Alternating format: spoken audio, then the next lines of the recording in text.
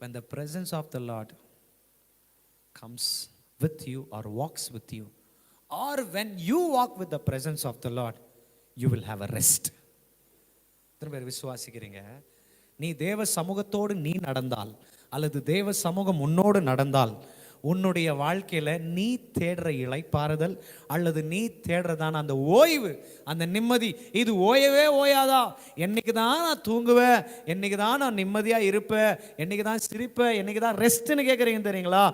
அவரை புரிஞ்சு அவரை பார்த்து பேசுறீங்க பாருங்க, அப்போ அந்த பிரசன்ஸ் ரொம்ப டான்ஜிபிளா இருக்கும்.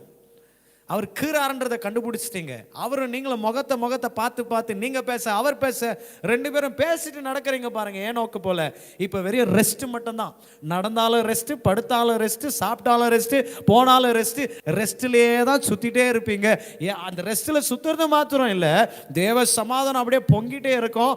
பொங்குறது மாத்திரம் இல்லை, அடுத்து நீ வேண்டிக் கொண்ட எல்லா காரியத்திலும் வெற்றியின் மேல் வெற்றியை நீ பார்ப்ப.